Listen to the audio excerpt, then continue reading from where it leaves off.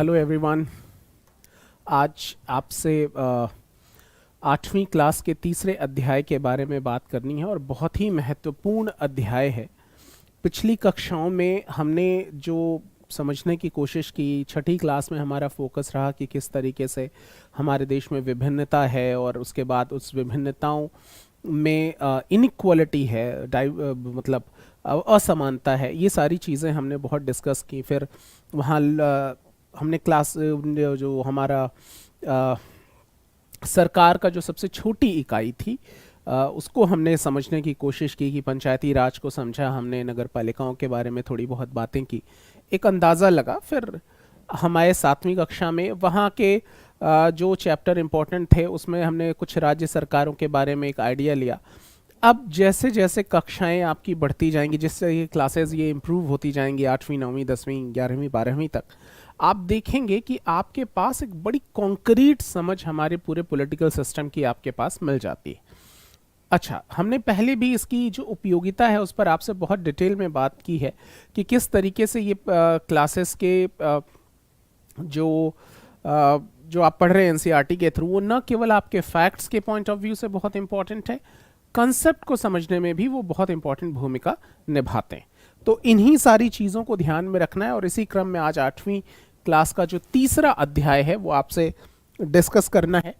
आज बड़ा important topic है, आप देखिए, और बहुत खूबसूरत भी। कई सारी चीज़ें आपको समझने में मिलेंगी। वाई वी नीड पार्लियामेंट, हमें संसद क्यों चाहिए, क्यों चाहिए संसद।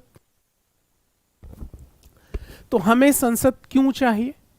संसद सबसे पहले आप देखिए, अगर आप गौर करें तो संसद से क्या मतलब, हमने अपनी पिछली क्लासेस में इसको कई बारी अलग अलग संदर्भों में समझा है कि हमारे यहाँ जो व्यवस्था है, संविधान राज्य को निर्देश देता है कि वो नागरिकों की सुविधाओं के लिए प्रयास करे, नागरिकों को फैसिलिटेट करे, उनको सुविधाएं प्रदान करे ताकि नागरिक अपना विकास कर पाए, अपनी डेवलपमेंट को इंश्योर कर पाए।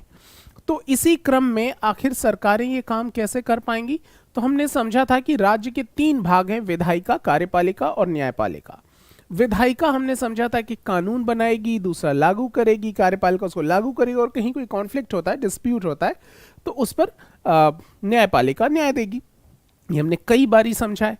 फिर हमने ये भी बात समझी कि इन तीनों को 2 लेवल पर हमारे देश में बंटवारा किया गया। चूंकि हमारा देश बहुत बड़ा देश है, विभिन्नताओं का देश है, तो हमारे यहाँ एक एडमिनिस्ट्रेटिव पार्टीशन किया है कि किस तरीके से पूरे देश को सुचारू रूप से चलाया जा सके। तो एक प्रशासनिक बंटवारा अलग अलग राज्यों में बांट दिया है। तो ये जो तीनों बॉडीज हैं, विधायिका, कार्यपालिका और न्यायपालिका, ये 2 लेवल पे काम करेंगी, सेंट्रल लेवल और स्टेट लेवल। और फिर हमने उसी क्रम में समझा था कि जब विधायिका, लेजिस्लेटिव बॉडी, जब वो सेंट्रल लेवल पे काम करती है तो क्या कहलाती है? पार्लियामेंट, संसद। बहुत बहुत ही महत्वपूर्ण संस्था है हमारे देश के लिए, चूंकि सारा विधान बनाने का जिम्मेदारी इसी संस्था पर है, तो बहुत महत्वपूर्ण रोल है इनका। तो संसद, पार्लियामेंट, तो पहला ही प्रश्न, इसी मतलब प्रश्न के साथ इस टॉपिक का नाम ही बड़ी प्रश्नवाचक संज्ञा में ही एनसीईआरटी की खूबसूरती है कि किस तरीके से क्यूरियोसिटी पैदा करती है और स्टोरी लाइन के माध्यम से और तमाम सारी चीज़ों के माध्यम से बहुत ईजिली बहुत कॉम्प्लेक्स चीज़ें हमें समझा देती है। तो हमें संसद क्यों चाहिए, वाई वी नीड पार्लियामेंट? मोटे तौर पे आप समझ गए कि पार्लियामेंट क्या कहते हैं, मतलब ये एक विधायी बॉडी है, एक लेजिस्लेटिव बॉडी है। This body is responsible to make laws, कानून बनाने के लिए जिम्मेदार संस्था है। जब हम अपनी पॉलिटी की क्लास को रेगुलर करेंगे तो हम यहाँ समझेंगे कि पार्लियामेंट 3 चीज़ों से मिलकर बनती है, लोकसभा, राज्यसभा और प्रेसिडेंट। ये सवाल कई बारी पूछा भी गया है अलग अलग परीक्षाओं में कि संसद किन चीज़ों से मिलकर बनती है। तो लोकसभा, राज्यसभा और राष्ट्रपति, इन तीनों से मिलकर संसद का निर्माण होता है। इन तीनों में से कोई भी एक मिसिंग रहेगा तो पार्लियामेंट नहीं होगी। पार्लियामेंट होने के लिए इन तीनों का होना जरूरी है। तो क्यों ये संरचना है, why present is a part of parliament, ये सारी चीजें हम आपसे जब अपनी फुल फ्लैश कॉन्स्टिट्यूशन डिस्कस करेंगे तो बहुत डिटेल में इसको समझेंगे। लेकिन अभी चूंकि हम एनसीईआरटी से गो थ्रू हो रहे हैं तो पुस्तक की लिखी गई चीजों पर ही हमारा फोकस होगा। हम देखते हैं कि पुस्तक क्या कहती है, उसके माध्यम से इन चीजों को समझने की कोशिश करते हैं। तो ओके, हमेशा की तरह कोई समरी नहीं है ये, हम लाइन बाय लाइन एनसीईआरटी देख रहे हैं ताकि आपका कॉन्फिडेंस बढ़े कि आपने ये वाली एनसीईआरटी भी कर दी। ओके, अब यहां क्या कहता है, ये प्रश्न है कि हमें संसद क्यों चाहिए। तो इसकी बात के लिए कहता है कि हम भारतीयों को इस बात पर गर्व है कि हम एक लोकतांत्रिक व्यवस्था का हिस्सा है। अच्छा, यहीं से देखिए कई सारी चीजें, अगर आप बहुत कॉन्शियसली चीजों को पढ़ें तो कितने एस्पेक्ट आप निकाल सकते हैं कि गर्व है। वाई, क्यों गर्व है, लोकतंत्र में ऐसा क्या है। हमने कई बारी बात कर चुके हैं हम इसके बारे में, लोकतंत्र की विशेषताओं और उसकी भूमिका के बारे में भी बात कर चुके हैं।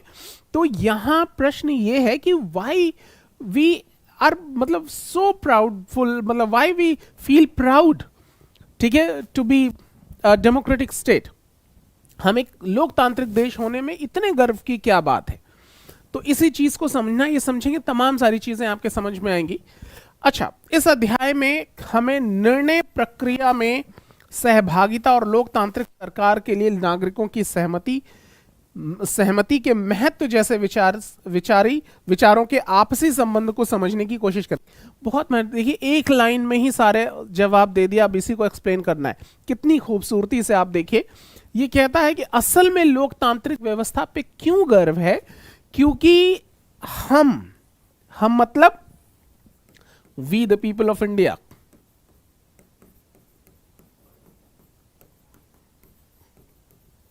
हम भारत के लोग, तो we the people of India, हम भारत के लोग निर्णय प्रक्रिया में सहभागिता, निर्णय प्रक्रिया में यानी कोई भी नीति निर्माण होगी, कोई भी पॉलिसी मेकिंग होगी, हम नागरिक लोग सहभागी बनेंगे। ठीक है, न केवल नीति में मतलब निर्णय प्रक्रिया में, लोकतांत्रिक सरकार के, लोकतांत्रिक मतलब जनता के द्वारा चुनी गई सरकार के लिए नागरिकों की सहमति के महत्व जैसे विचार, आखिर वो सरकार कौन होगी इस पे हम नागरिकों की सहमति है, ये बहुत बड़ी, ये दो चीजें बहुत, एक तो निर्णय प्रक्रिया में हमारी भागीदारी सुनिश्चित हो रही है और दूसरा कि हमारी सहमति से ही सरकार बनती। वी विल डिसाइड कि हमारे ऊपर कौन रूल करेगा, हम अपने रिप्रेजेंटेटिव्स को चूज करते हैं। ये दो बड़ी महत्वपूर्ण चीजें हैं। इन्हीं बातों के महत्व को इस पूरी अध्याय में हमको समझना है। समझते हैं ये क्या कहती है पुस्तक। देखिए, यही वो तत्व हैं, यही वो तत्व मतलब कौन से तत्व, निर्णय लेने की प्रक्रिया और हमारा प्रतिनिधि चुनने का जो अवसर है। तो यही वो तत्व हैं जो सम्मिलित रूप से भारत में एक लोकतांत्रिक व्यवस्था का निर्माण करते हैं। बहुत तोड़ तोड़ के आप पढ़िए, सारी चीजें आपको ऐसे ही समझ में आ जाएंगी। संविधान उसके बाद इतना आसान लगने लगेगा आपको। पॉलिटी जो इतना टेक्निकल सब्जेक्ट माना जाता है, बहुत बच्चों का खेल हो जाएगा आपके लिए। सारे प्रश्नों के जवाब आप यूं देंगे। ठीक है, तो यही वो तत्व हैं जो सम्मिलित रूप से भारत में एक लोकतांत्रिक व्यवस्था का निर्माण करते हैं। इस बात की सबसे अच्छी अभिव्यक्ति संसद के रूप में मिलती है। सबसे अच्छी अभिव्यक्ति संसद के रूप में मिलती है। कैसे मिलती है संसद के रूप में, इस अध्याय में हम यह देखेंगे कि किस तरह हमारी संसद देश के नागरिकों के निर्णय प्रक्रिया में हिस्सा लेने और सरकार पर अंकुश रखने में मदद करती। दो काम, दो चीजों पे फोकस करना है इस टॉपिक पे। पहली चीज कि निर्णय प्रक्रिया में हिस्सा कैसे हम लेते हैं, हम नागरिक कैसे हिस्सा लेते हैं, और दूसरी चीज सरकार पर अंकुश रखने में हमारी भूमिका कैसे है। दो बहुत महत्वपूर्ण चीजें हैं कि सरकार पे अंकुश भी रखना और निर्णय नीति निर्माण में भी, पॉलिसी मेकिंग में भी पार्टिसिपेट करना है। कैसे करेंगे इसको समझते हैं।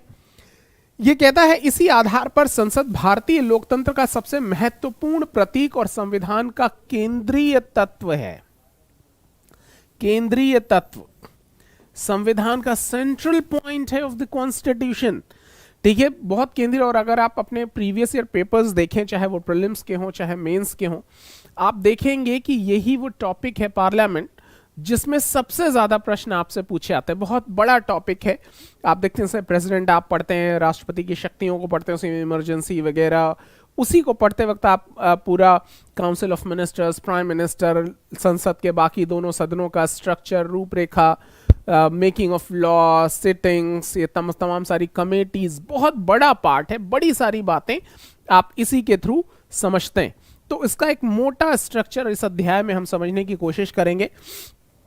ओके, अब आइए, यहां एक इमेज है हमारे पार्लियामेंट की। आप में से मतलब टीवी में तो मैक्सिमम सभी लोगों ने देखा होगा, हो सकता है कुछ लोगों ने सामने भी देखा हो। यहाँ ये जो पिलर्स के रूप में ये अलग अलग व्यक्तियों को दिखाया गया ना, ये बड़ा खूबसूरत है। आप देखिए इसमें स्त्री पुरुष सभी, और जिस तरीके से ड्रेसअप है उस तरीके से उनके जाति धर्म का भी कुछ बोध होता है। तो ये कितना खूबसूरत है कि पार्लियामेंट का सारा पिलर किसने उठाया है? हम भारत के लोगों ने, we the people of India. हम भारत के लोगों के मजबूत हाथों पर ही ये पूरा संविधान ये टिका हुआ है। ये पिक्चर यही डिनोट कर रहा है, ठीक है। और जब तक ये सारे लोगों का हाथ ऐसे टिका रहेगा, हमारे झंडे को लहराने से कोई नहीं रोक सकता। तो बस ये कोशिश कीजिए कि किसी का हाथ ऐसा ना हो कि हाँ कोई कमजोर पड़े। अगर कोई कमजोर लगता दिख रहा है तो आप मदद कीजिए थोड़ा उसके भी हाथ को थामने में। ये अपने आप में बहुत बड़ा संदेश है। ओके, अब आइए, लोगों को फैसला क्यों लेना चाहिए? व्हाट डू यू थिंक, क्यों लेना चाहिए लोगों को फैसला देश के बारे में, क्यों लेना चाहिए? यहां आते हैं, पुस्तक क्या कह रही है इसी को समझते हैं। जैसा कि हम जानते हैं, भारत 15 अगस्त 1947 को आजाद हुआ। इस आजादी के लिए पूरे देश की जनता ने एक लंबा और मुश्किल संघर्ष चलाया था। ध्यान रखिएगा इस बात को, ये छोटे छोटे शब्द हैं। पूरे देश की जनता ने, किसी एक भाग ने, पूरे देश की जनता का कलेक्टिव एफर्ट था देश को आजादी दिलाने में। एक लंबा और मुश्किल संघर्ष चलाया था। इस संघर्ष में समाज के बहुत सारे तबकों की हिस्सेदारी थी। पूरा देश है, अलग अलग कम्युनिटीज ने अपने अपने लेवल पे कंट्रीब्यूट किया था। हमारी राष्ट्रीय आंदोलन की कहानियां भरी पड़ी हुई ऐसी वीर गाथाओं से, ठीक है।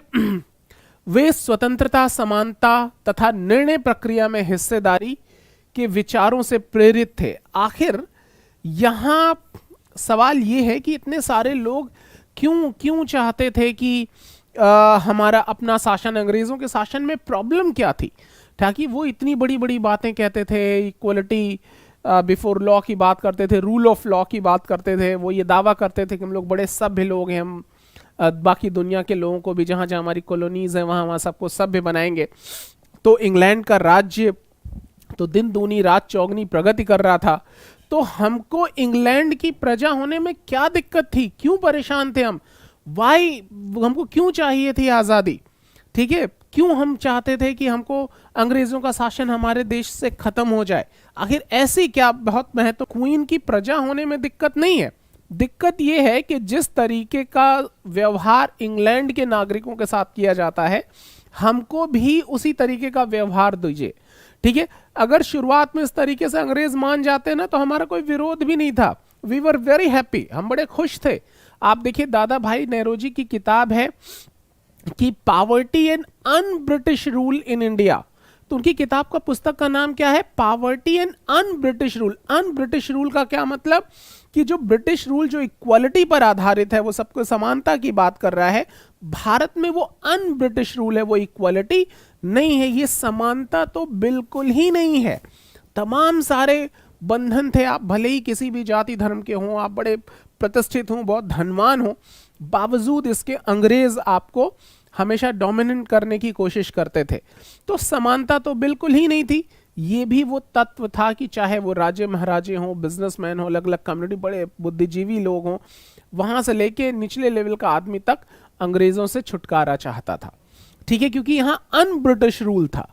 और फिर सबसे बड़ी चीज, निर्णय प्रक्रिया में हिस्सेदारी, कि भाई आप हम ही से निर्णय ले रहे हैं और हम ही हमारे लिए निर्णय ले रहे हैं और हम ही से नहीं पूछेंगे, ठीक है। यानी अब हमने ये यहाँ हमारा दीक्षांत आईएएस, वो सिविल सर्विसेज, स्टेट पीसीएस, इन सब चीज़ों की क्लासेस पढ़ाता है।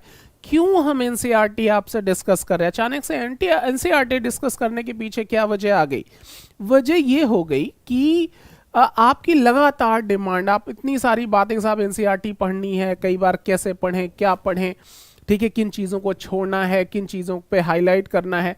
तो इतने सारे डिस्कशन, क्लासेस में भी बच्चे बहुत सारे प्रश्न अलग अलग टीचर से। तो हम जब सबने कलेक्टिवली इस पर विचार किया तो फिर ये पाया कि क्यों ना हम खुद ही बच्चों के साथ एनसीईआरटी पढ़ लें और इम्पोर्टेंट चीज़ें हाईलाइट करें, जो अनइम्पॉर्टेंट है, जिसकी आवश्यकता नहीं, अपने अपने विषयों से उसको माइनस कर दें। तो ये जो ऐसे ये कैसे कर पाया, हमने आपके विचारों को शामिल किया। अब लगातार हम आपसे कहते हैं कि आप कमेंट्स कीजिए, अपने अपने विचार बताइए, तो ये सब हमारे नीति निर्माण में ही मदद करता है। हम क्या पॉलिसी बनाएंगे, हमारे अगले वीडियोस कैसे आएंगे, हमको किन शिक्षकों को आगे बढ़ना है, किधर किस पे फोकस करना है, इन सारी चीज़ों की विषय में यहाँ इस ऑर्गेनाइजेशन में जो भी पॉलिसी मेकर्स हैं, जो भी लोग इन्वॉल्व हैं, वो कैसे कर पाते हैं, क्योंकि आपकी इच्छा को इन्वॉल्व किया जाता, आपकी सहभागिता है इसमें प्रत्यक्ष अप्रत्यक्ष रूप से। तो हम इन्हीं ये जो सारी पॉलिसीज हैं, ये सारे प्रयास हैं, वो इसी दिशा में हम इसको समझते हैं। तो वैसे ही अंग्रेज ठीक है आया और कानून हमारे लिए कानून बना रहा, हम ही से नहीं पूछोगे, ठीक है, हमारी जरूरत तो समझो, हमको क्या चाहिए, हमारी रिक्वायरमेंट क्या है, आप जो हमारे लिए पॉलिसीज बना रहे हो क्या हम उसमें खुश भी हैं या नहीं, ये भी तो पूछोगे कि नहीं पूछोगे। तो हमारी कोई सहभागिता ही नहीं थी, तो ना तो हमको आप फ्रीडम दे रहे हो, ना तो हमको कोई इक्वालिटी का बोध हो रहा है, ना ही समानता हमको महसूस हो रही है, और नीति निर्माण में, निर्णय लेने की प्रक्रिया में तो हमको बिल्कुल ही अवॉइड कर चुके हो। तो भैया हमको आपकी सरकार चाहिए ही नहीं, हमको तो अपना शासन चाहिए। और राष्ट्रीय आंदोलन ने इन्हीं चीजों को बहुत तीव्र कर दिया। ठीक है, फिर क्या हुआ, औपनिवेशिक शासन के तहत लोग ब्रिटिश सरकार से भयभीत रहते थे। आप सोचिए, सरकार से ही भयभीत रहना, कोई राजतंत्र जैसी, राजतंत्र खैर था ही ब्रिटिश रूल, तो लेकिन सरकार से भयभीत रहना, सोचिए जनता अपने ही सरकार से डरे, तो फिर निश्चित रूप से सहभागिता उस तरीके की नहीं हो पाती थी। वे सरकार के बहुत सारे फैसलों से असहमत थे, लेकिन अगर वो इन फैसलों की आलोचना करते तो उन्हें भारी खतरों का सामना करना पड़ता। Numbers of examples you have, ठीक है, इतने सारे एग्जाम्पल्स हैं कि आपने अगर उनकी आलोचना की, उनकी चीजों का विरोध किया तो फिर क्या भुगतना पड़ेगा, जेल जाना पड़ता था, फांसियां चढ़ाई जाती थी। लाला लाजपत राय देखिए विरोध करने के दौरान मार दिए गए लाठी चार्ज में। नंबर्स ऑफ एग्जाम्पल्स, ठीक है, बड़ी सारी संख्या में आपके पास उदाहरण हैं इन सारी चीजों के लिए। अच्छा, फिर स्वतंत्रता आंदोलन ने यह स्थिति बदल डाली। राष्ट्रवादी खुलेआम ब्रिटिश सरकार की आलोचना। अब देखिए, जब हम मूवमेंट में आते हैं, जिस सरकार से, जिस प्रधानमंत्री का नाम लेने में हमको डर लग रहा है, किसान आंदोलन हुआ, लोग टीवी पे मुंह पे बोलने लगे, नाम ले लेके बोलने लगे, तो हमेशा जब हमारे कलेक्टिव एफर्ट्स होते हैं तो हमारे अंदर करेज भी पैदा होता है। अब एक आंदोलन की सफलता, एक जनी की सफलता, वो बाकी लोगों को भी प्रेरित करती है। यही आंदोलनों का विशेष गुण है। ठीक है, तो यहां भी इस राष्ट्रीय आंदोलन ने वो जो भय था अंग्रेजों के खिलाफ, वो निकाल दिया। जो हमारे नेशनल मूवमेंट के हीरोज थे, उनका बहुत बड़ा कंट्रीब्यूशन है इस बात को लेकर कि उन्होंने हमारे अंदर से भय निकाल दिया। तो इसमें क्या हुआ कि आंदोलन ने ये सारी स्थिति बदल डाली। राष्ट्रवादी खुलेआम ब्रिटिश सरकार की आलोचना करने लगे और अपनी मांगे पेश करने लगे। गांधी कहते थे हमारी मांगे पूरी करो भाई, बात करो, क्यों नहीं। आप देखिए चंपारण में, आप ये सब हिस्ट्री में बहुत डिटेल में पढ़ते हैं, वो गए चंपारण में, वहां से मजिस्ट्रेट ने कहा कि आप यहां से चले जाइए, कह नहीं साहब मैं नहीं जाता। ठीक है, आप कहते हैं आपको अरेस्ट कर लिया, कहे वो कर लो आप। फिर कहते हैं अरेस्ट करेंगे पंगा होगा, इसको जुर्माना लगाओ, छोड़ दो। तो कहता है रिफ्यूज टू पे, मैं तो जुर्माना देने से भी मना करता हूं। सीधे सीधे जज को मुंह पे ही मना कर दिया गांधी जी ने। इन सारी चीजों ने बड़ा करेज पैदा किया लोगों के बीच। तो ये एक बड़ा कंट्रीब्यूशन है इन सारे नेशनल हीरोज का, नेशनल मूवमेंट के हीरोज का। तो जनता आलोचना करने लगी, अपनी मांग को पेश करने लगी। 1885 में ही भारतीय राष्ट्रीय कांग्रेस, देखिए यहां एक फैक्ट भी आ गया, ने मांग की 1885 में ही भारतीय राष्ट्रीय कांग्रेस की स्थापना हुई थी। मांग की कि विधायिका में निर्वाचित सदस्य होने चाहिए और उन्हें बजट पर चर्चा करने एवं प्रश्न पूछने का अधिकार होना चाहिए। कितनी महत्वपूर्ण बात है। विधायिका मतलब जो उस वक्त की लेजिस्लेटिव बॉडी थी, जो लोग नियम बनाते थे हमारे लिए, तो 1985 में डिमांड कर दी कि भाई कि भारतीयों को तो शामिल करो, एटलीस्ट हमारे लिए आप पॉलिसीज बना रहे हो, हमको इन्वॉल्व करो। और जो बजट, जो खर्चा वर्चा आप हमारे लिए तय करते हो, यहाँ इस मुद्दे पे ये खर्चा करेंगे, इस मुद्दे पे वो भी तो हमसे पूछो कि हमको कहाँ ज्यादा जरूरत है। आप हमारी शिक्षा स्वास्थ्य में तो खर्च ही नहीं कर पा रहे हो, हमारे बेसिक डेवलपमेंट पे बात ही नहीं कर रहे, आपका सारा फोकस उस पे है जो ब्रिटिश हुकूमत को सपोर्ट करने में मदद करेगा। तो हमारी भी तो बेसिक डेवलपमेंट्स हैं, बेसिक रिक्वायरमेंट है, उनकी भी तो बात होनी चाहिए। तो ये सारी चीजों की डिमांड होनी शुरू हो गई। 1909 में बने गवर्नमेंट ऑफ इंडिया एक्ट ने कुछ हद तक निर्वाचित प्रतिनिधित्व की व्यवस्था को मंजूरी दी। कई बार ये प्रश्न पूछा गया है अलग अलग प्रीलिम्स एग्जाम में, ठीक है, इन सब चीजों का ध्यान रखना चाहिए, यही सारे फैक्ट्स हैं। तो 1909 में जब हम मेकिंग ऑफ कॉन्स्टिट्यूशन पढ़ेंगे तो इन सारी चीजों को और डिटेल में समझेंगे कि 1909 में जो गवर्नमेंट ऑफ इंडिया एक्ट बना वो उसमें ये बात रखी गई कि नहीं साहब, भारतीयों को भी इसमें मौका दिया जाए। हालांकि ब्रिटिश सरकार के अंतर्गत बनाई गई ये शुरुआती विधायिकाएं राष्ट्रवादियों के बढ़ते जा रहे दबाव के कारण ही बनी थी। ये जितने भी राष्ट्रवादी लोग थे जो देश भारत की बात करते थे, उनके प्रेशर को थोड़ा सा कम किया जाए, उनको थोड़ा सा सेटिस्फैक्शन दिया जाए, कुछ लॉलीपॉप्स दिए जाए ताकि वो शांत हो सके, इसी के लिए ये सारी चीजें की थी। लेकिन इसमें सभी वयस्कों को, आप देखिए, सभी वयस्क को ना तो वोट डालने का अधिकार था और ना ही आम लोग निर्णय प्रक्रिया में हिस्सा ले सकते थे। यानी अंग्रेजों ने 1909 में यह व्यवस्था तो कर दी कि ठीक है कि विधायिका में भारतीय भी हिस्सा लेंगे, लेकिन वो भारतीय कौन होंगे, इनका चुनाव कौन करेगा। सारे जो एडल्ट फ्रेंचाइजीज नहीं थी कि जो भी क्या कहते हैं, जो वयस्क है वो मताधिकार में भाग ले, नहीं, ऐसा नहीं था, ठीक है। वहां उन लोगों ने कहा कि नहीं साहब, पुरुष, वो भी पुरुषों के लिए इतनी शिक्षा होनी चाहिए, इतना संपत्ति होना चाहिए। इस आधार पर इसका मतलब है कि बहुत लिमिटेड लोग will decide who will be participate in decision making. नीति निर्माण में कब से ये सारी चीजें मतलब हमारे लोगों को मौका तो दे दिया, लेकिन बस ये कहने की बात थी, क्योंकि भारतीय आ तो गए, लेकिन वो भारतीय कौन होंगे ये तय करने का फैसला बहुत कुछ मुट्ठी भर लोगों के हाथ में ही था, ठीक है। अच्छा, फिर जैसा कि आपने पहले अध्याय में पढ़ा था कि औपनिवेशिक शासन के अनुभव और स्वतंत्रता संघर्ष में तरह तरह के लोगों की हिस्सेदारी के आधार पर राष्ट्रवादियों को विश्वास हो गया था कि स्वतंत्र भारत में सभी लोग अपने जीवन को प्रभावित करने वाले फैसलों में हिस्सा लेने की क्षमता रखते हैं। बड़ी बहुत इंपॉर्टेंट चीज है। आप देखिए, पहले क्या होता था कि जब हम एक मान्यता, एक जो पूर्वाग्रह की हम बात कई बार कर चुके हैं कि एक प्रेजुडिस माइंड से कि नहीं साहब, सभी लोग अपने बारे में निर्णय नहीं ले सकते, सभी लोग अपने बारे में सोच नहीं सकते। लेकिन जब राष्ट्रीय आंदोलन हुआ और राष्ट्रीय आंदोलन के दौरान हर वर्ग ने अपनी सहभागिता दी, हर वर्ग ने अपनी क्षमता के अनुसार कुछ कंट्रीब्यूट किया। जब उन सारे कंट्रीब्यूट को कलेक्टिवली देखा गया तो ये भ्रम टूट गया कि नहीं साहब, सभी लोग अपने हितों को समझने की क्षमता रखते हैं। आखिर जो भी, चाहे वो निचले तबके का व्यक्ति हो, चाहे वो राजा महाराजा हो, ये अगर राष्ट्रीय आंदोलन में अपनी सहभागिता दे रहा है, उसको मजबूत करने की बात कर रहा है, तो इसका मतलब उसको ये बात तो समझ में आ रही है कि उसका वास्तविक हित किस चीज में है, ठीक है। ये अपने आप में एक संदेश था कि आखिर अगर उस आदमी को समझ में नहीं आ रहा है कि अंग्रेजों का शासन क्यों बुरा है, तो राष्ट्रीय आंदोलन में भाग क्यों लेगा।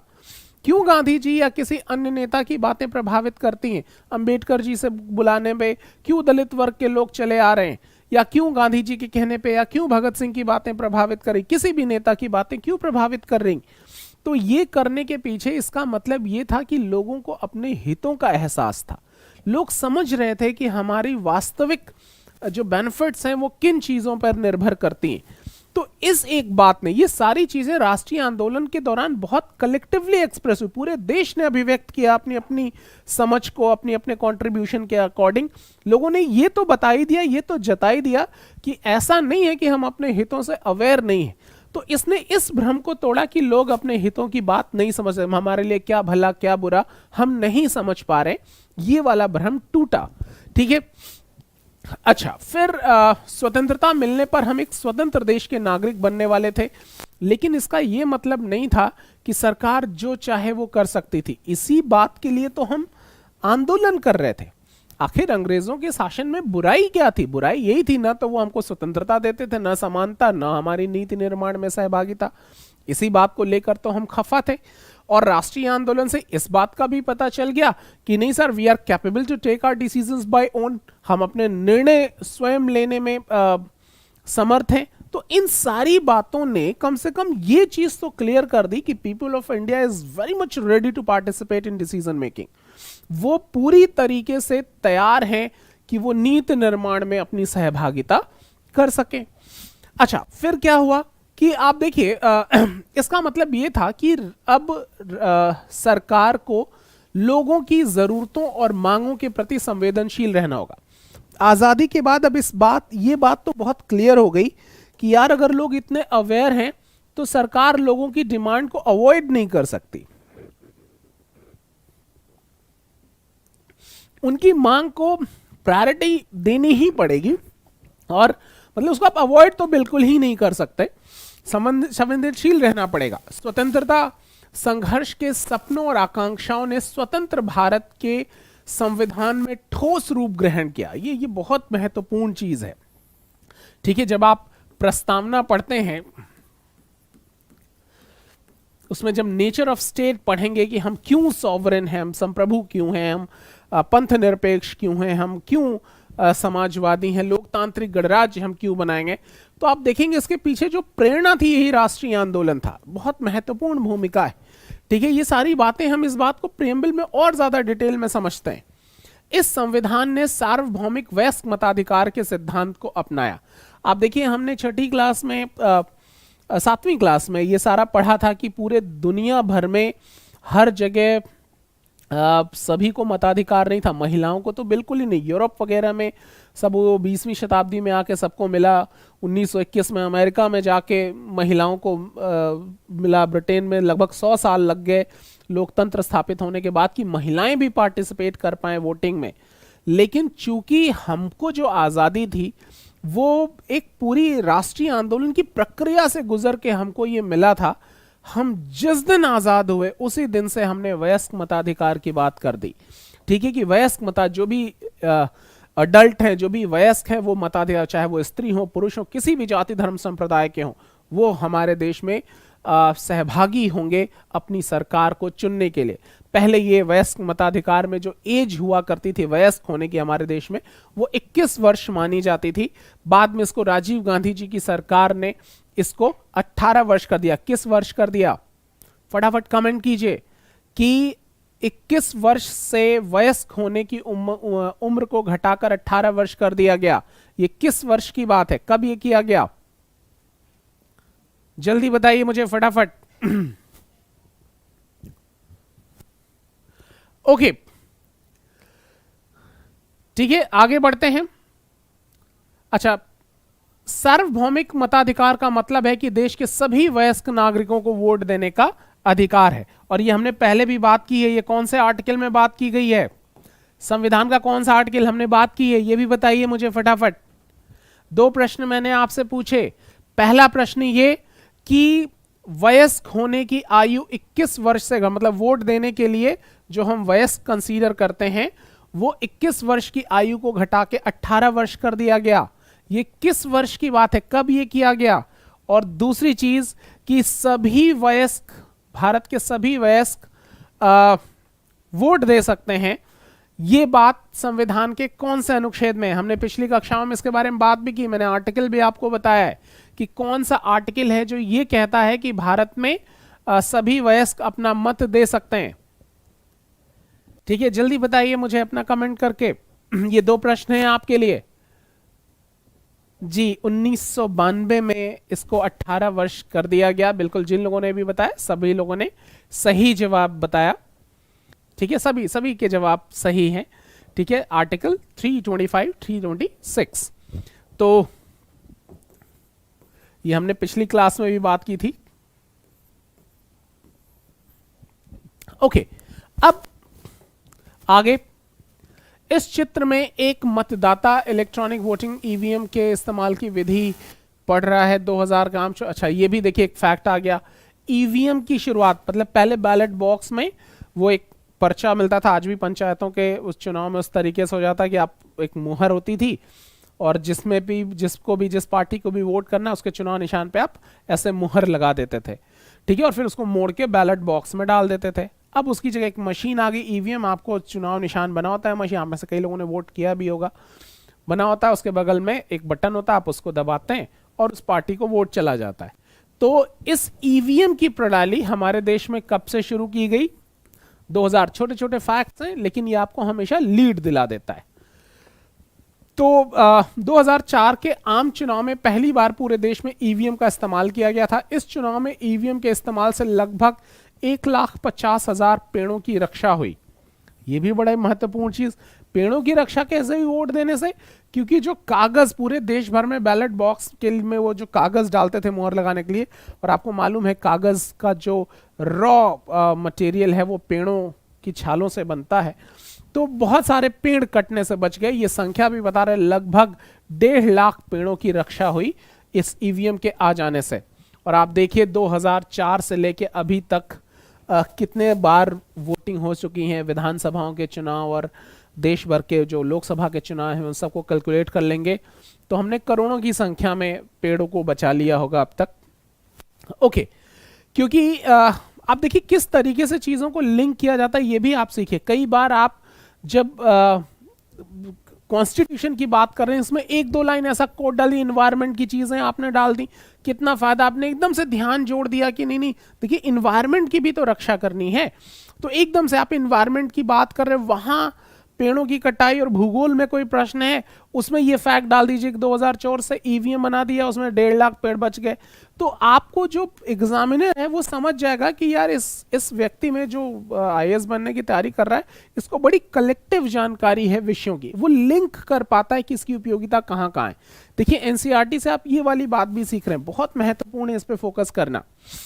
ओके अच्छा, फिर सार्वभौमिक वयस्क मताधिकार क्यों मिलना चाहिए, इसके पक्ष में एक कारण बताइए। आपको कोई कारण लगता है, जरूर सोचिए कि आखिर ये क्यों हमको मिलना चाहिए। ये भी बड़े अच्छे अच्छे प्रश्न हैं, इस पे बारे में जरूर विचार कीजिए। एक बार आप विचार कीजिए, एक आंसर लिखिए 100 शब्दों में तो बहुत अच्छा है। ठीक है, प्रश्न ये है कि सार्वभौमिक वयस्क मताधिकार क्यों मिलना चाहिए, इसके पक्ष में एक कारण बताइए, है ना। तो अभी अभी आपने समझा भी, अगर आप केवल इसी किताब की, बाकी कारणों पे हम ना भी जाएं, केवल इसी किताब की बात करें तो इसमें समझेंगे कि ये राष्ट्रीय आंदोलन में सभी वर्गों की सहभागिता ने यह सुनिश्चित कर दिया था कि हम देशवासियों को अपने हितों का क्या ज्ञान है, we are very much aware with our benefits or profit. ठीक है, अपनी डेवलपमेंट के बारे में हम निर्णय लेने में सक्षम है। राष्ट्रीय आंदोलन इसका सबसे बढ़िया उदाहरण है। तो अब चूंकि अब हमारे हाथ में आज़ादी मिल चुकी है, अब हम आज़ाद देश हैं, तो हमको ऐसी ही व्यवस्था की ज़रूरत है जिसमें हम सभी नागरिकों की सहभागिता हो सके। और ये एक वैज्ञानिक रूप से सर्वमान्य है कि यदि व्यक्ति वयस्क है तो वो अपने बारे में निर्णय ले सकता है। अगर शारीरिक रूप से एक खास उम्र को पार कर लिया था तो हमने मान लिया कि हमारा शरीर, हमारा मन, हमारा दिमाग अब इस काबिल है कि हम अपने निर्णय को ज्यादा बेहतर तरीके से ले सकते हैं। इसलिए वयस्क मताधिकार हमेशा उपयोगी होता है। किताब के ही लिखे गए पॉइंट्स को आप एक्सप्लेन कर सकते हैं, बाकी कारण अन्य भी है, आप भी विचार कीजिए इसके बारे में। अच्छा, फिर यह छोटा सा एग्जाम्पल भी, क्लास मॉनिटर का चुनाव शिक्षक द्वारा किया जाता है। यह विद्यार्थियों द्वारा आपकी राय में इस बात से कोई फर्क पड़ता है या नहीं, चर्चा कीजिए। अगर मॉनिटर का चुनाव नहीं, ये चुनाव शब्द नहीं, चुनाव बहुत सारे लोग मिलते हैं तो चुनते हैं, इसको नियुक्ति कहेंगे अगर एक व्यक्ति कर रहा है तो अगर शिक्षक द्वारा कह रहा है तो क्या ये लोकतांत्रिक होगा? आप अपने विचार दीजिए। ठीक है, अब आइए पिछले पन्ने पर दी गई संसद की तस्वीर के जरिए, अच्छा ये देखिए, ये है ईवीएम की एक फोटो है और ये आदमी बहुत ध्यान से इसको देख रहा है। चलिए अब आइए लोग और उनके प्रतिनिधि, इसको भी थोड़ा समझ ले रहे हैं। People and their representatives. सहमति का विचार लोकतंत्र का, बहुत खूबसूरत लाइन, बहुत खूबसूरत लाइन। ये इतना मन खुश हो जाता है ना ये एनसीईआरटी की इन लाइनों को पढ़ के। मतलब बड़ी बड़ी बातें इतनी सारी लोग करते हैं, लेकिन छोटी सी बड़ी हल्की सी लाइन में बड़ी सी बड़ी चीजों को एक्सप्लेन, केवल इस एक लाइन को एक्सप्लेन करने में क्लासेस ली जा सकती हैं। बहुत खूबसूरत लाइन। यहां ये क्या कह रहा है, सहमति का विचार लोकतंत्र का प्रस्थान बिंदु है। ठीक है, यानी लोकतंत्र मतलब ही हमने समझा है participation of people in ruling, लोगों की सहभागिता ही चाहिए। तो जो सबसे इंपॉर्टेंट चीज है डेमोक्रेसी के लिए वो क्या है, सहमति का विचार, कि हम अगर कोई निर्णय ले रहे हैं तो क्या सभी लोग उस पर सहमत हैं। तो सहमति मतलब इन्वॉल्व करना बहुत जरूरी।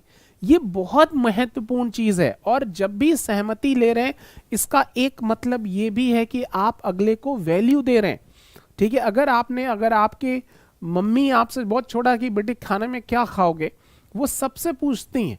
ठीक है, ये पूछना ही आपको वैल्यू देना है। ठीक है, कि आपसे अगर पूछ के आपके घर के निर्णय लिए जाएं तो ठीक है, निर्णय लेने वाली अथॉरिटी कोई और है, वो सारा आपका कोई खास कंट्रीब्यूशन नहीं है, लेकिन परिवार का सदस्य होने का एहसास आपका मजबूत हो जाता है। अगर आपसे प्रश्न पूछ लिया जाए, पिताजी या जो भी आपके घर के गार्जियन है, एक बार ये डिसीजन लेते हुए कि यार मैं सोच रहा हूं ये करना है, क्या राय है आप लोगों का क्या कहना है। तो जब आप अपनी राय देते हो तो अपने घर के सदस्य होने की स्थिति को बहुत मजबूती से अनुभव करते हो। अपने अधिकारों को, अपने कर्तव्य, अपने दायित्व, इन सभी चीजों का एक साथ बोध पैदा हो जाता है। देश के साथ भी ऐसा ही होता है कि जब देश के नीति निर्माण में हमारी सहभागिता होगी, ठीक है, हमारी सहमति का महत्व होगा, तो अपने आप लोकतंत्र मजबूत हो जाएगा। तो एक लाइन से अगर कभी आप लोकतंत्र की चुनौतियों के बारे में बात करेंगे तो तमाम सारी चुनौतियों में इसको चुनौतियों को दूर करने के उपायों के बारे में बात करेंगे, तो इस बात पे बहुत फोकस करेंगे कि समहाउ हमको सबकी इन्वॉल्वमेंट क्रिएट करनी है, सबकी सहमति क्रिएट करनी है। बहुत महत्वपूर्ण चीज है।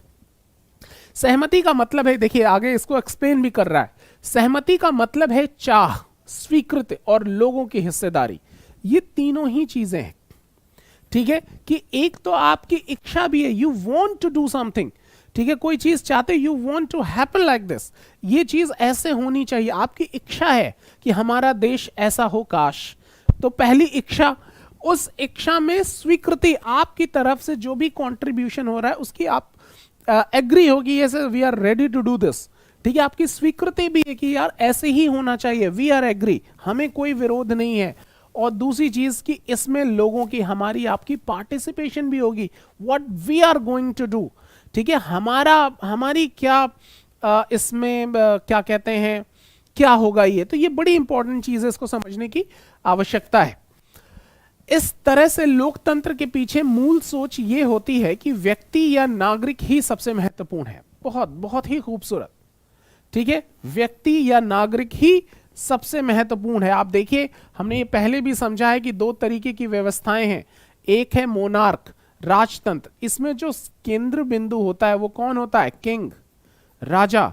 तो राज व्यवस्था, जो भी राजशाही है, इसमें जो केंद्र बिंदु है वो कौन है, राजा है। ठीक है, इस व्यवस्था में जो कुछ भी होगा वो राजा के लिए होगा, राजा का विकास कैसे होगा, राजा की डेवलपमेंट, सब कुछ, बाकी सब चीजें परिधि पर, प्रजा भी। लेकिन इसके अपोजिट जब आप एक लोकतांत्रिक व्यवस्था में बात करते हो, लोकतंत्र की बात करते हो, तो इसका केंद्र बिंदु कौन होगा, पब्लिक, जनता। इस व्यवस्था में जो कुछ भी होगा वो जनता के लिए होगा, जनता को क्या चाहिए, जनता की क्या दिक्कत समस्या है, जनता का विकास कैसे होगा, बाकी सारी चीजें परिधि पर, राजा भी। ये एक बहुत बेसिक फर्क है। तो यही ये बात कह रहा है कि लोकतंत्र के पीछे मूल सोच ये होती है कि व्यक्ति या नागरिक ही सबसे महत्वपूर्ण है, और सैद्धांतिक स्तर पर सरकार एवं अन्य सार्वजनिक स्थानों में इन नागरिकों की आस्था होनी चाहिए। ये भी दूसरी बहुत महत्वपूर्ण चीज कि जो भी सार्वजनिक संस्थान है, जो भी अथॉरिटीज हैं जो हमारे लिए डिसीजन ले रही हैं, क्या हमारी आस्था है उसमें, क्या हमारा विश्वास है। अगर कोई न्यायपालिका है या संसद है जो हमारे लिए कानून बना रही, क्या हम इस बात से आश्वस्त हैं कि जो हमारे लिए बनाएंगे वो बेहतर होगा, क्या न्यायपालिका जो निर्णय ले रही है हमारी उसमें स्वीकृति है। तो ये बहुत महत्वपूर्ण चीज एक स्टेट को, एक देश के निर्माण में। और अगर व्यवस्था लोकतांत्रिक है तो ये प्रक्रिया थोड़ी सी सहज हो जाती। इन्हीं सारी चीजों पे बात करनी। ओके, तो व्यक्ति सरकार को अपनी मंजूरी कैसे देता है। अब चलिए एक यहां प्रश्न आ गया कि साहब ठीक है, ये सारी बातें तो अभी तक जो हमने इतना डिस्कस किया उसमें क्या समझा कि साहब हम एक लोकतांत्रिक देश है, we are a democratic country, तो लोकतंत्र में जनता ही सबसे प्रमुख है। तो चाहे वो जनता को समानता चाहिए, भागीदारी चाहिए, तो हम अपनी लोकतांत्रिक व्यवस्था इन्हीं चीजों को आश्वस्त करने का प्रयास करते हैं। अब सवाल यह है कि ये होगा कैसे, जनता अपनी मंजूरी कैसे देगी। अब आगे ये कह रहा है, ये कहता है जैसा कि आपने पढ़ा कि मंजूरी देने का एक तरीका चुनाव है। जाहिर सी बात है कि बड़े सारे ऑप्शंस हैं and you pick one. What it mean इसका मतलब है कि आपने अपनी सहमति उनमें से एक में दर्ज की। अलग अलग पार्टीज हैं, देखिए उत्तर प्रदेश के चुनाव हैं, अपने चरम पे है, सारी चीजें, अलग अलग टीवी चैनल्स, लोगों के इंटरव्यूज, अलग अलग बातें।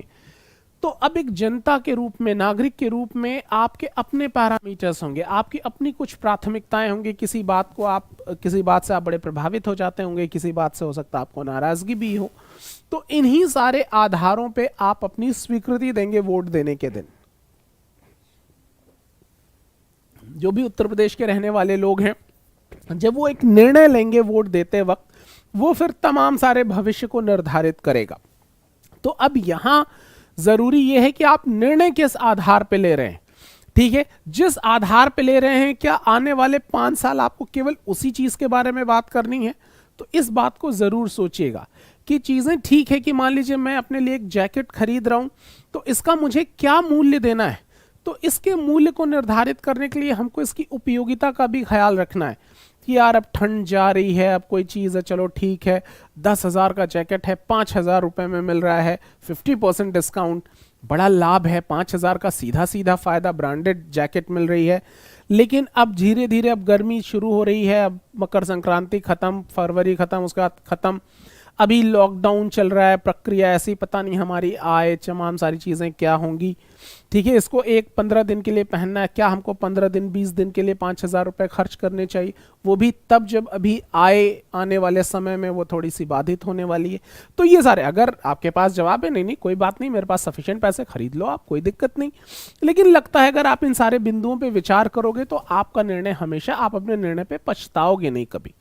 तो इसी तरीके से जब आप शासक चुन रहे हो तो इस बात का ख्याल रखना चाहिए कि चुनने का आधार क्या है आपका।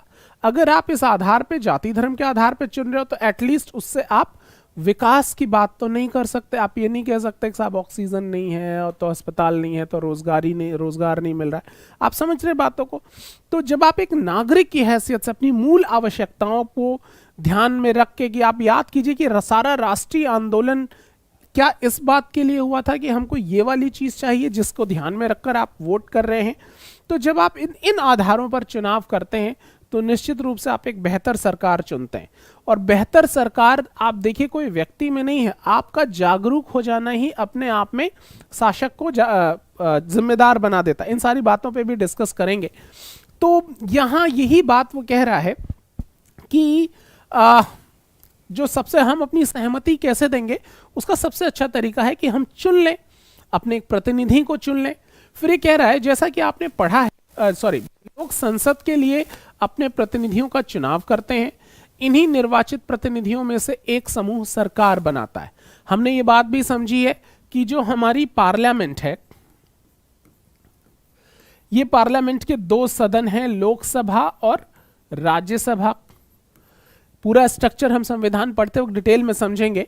ये जो लोकसभा है, इन्हीं का चुनाव डायरेक्ट होता है, प्रत्यक्ष निर्वाचन के द्वारा। जनता सीधे वोट करती है, अलग अलग कॉन्स्टिट्यूएंसी से अलग अलग जनता अपने अपने रिप्रेजेंटेटिव्स को भेजती है। तो लोकसभा में जनता के प्रत्यक्ष निर्वाचित सदस्य जाते हैं, जनता सीधे चुनकर भेजती है। और लोकसभा में जो बहुमत दल है उसी की सरकार होती है। ये सारी बातें हम पहले भी समझ चुके हैं। ठीक है, तो यहां भी वो यही बात कह रहा है कि निर्वाचित प्रतिनिधियों में से एक समूह सरकार बनाता है। जनता द्वारा चुने गए सभी प्रतिनिधियों के इसी समूह को ही संसद कहा जाता है। अब ये जो लोग चुन के गए हैं, हालांकि संसद में मैंने आपको बताया कि जब आप टेक्निकली इसको पढ़ेंगे तो उसमें राज्यसभा और राष्ट्रपति भी शामिल होते हैं। ये 8वीं क्लास के बच्चे को समझाने के लिए मोटे तौर पे ये बात है।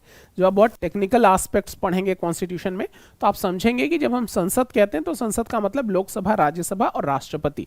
ये आपको अभ्यास में डाल लेना है कि कान में पड़ा नहीं संसद, तो आपके दिमाग में पिक्चर तीनों की एक साथ आनी चाहिए कि लोकसभा, राज्यसभा, राष्ट्रपति मतलब संसद।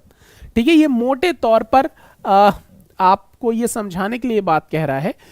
लिखा गई है 8वीं कक्षा के बच्चे को समझाने के लिए, लेकिन you suppose to be an part of the system. आप IAS अफसर बनना जा रहे, तो थोड़ा सा इसको उस आधार पे समझने की आवश्यकता है। तो ये स्ट्रक्चर आपने समझ लिया कि प्रत्यक्ष निर्वाचित सदस्य लोकसभा में जाते हैं।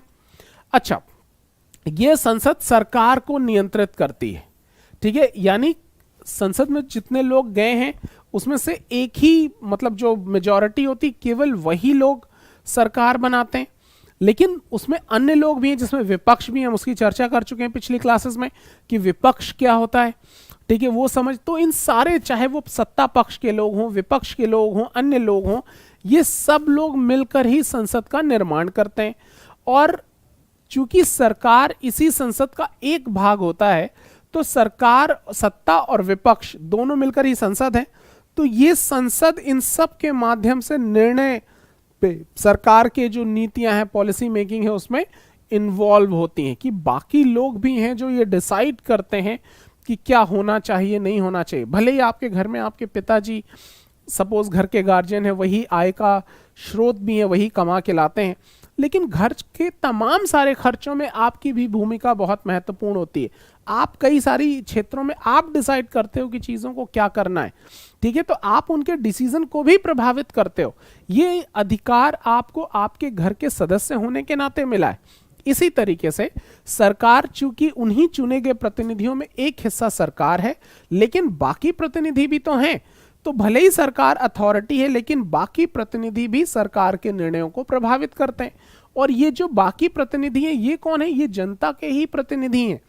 तो असल में ये सारा नीति निर्माण जनता ही डिसीजन ले रही है, और जनता ही उन बाकी प्रतिनिधियों के माध्यम से उनके निर्णय को प्रभावित भी करती है। होप कि कहानी आपके दिमाग में बहुत क्लियर हो रही होगी।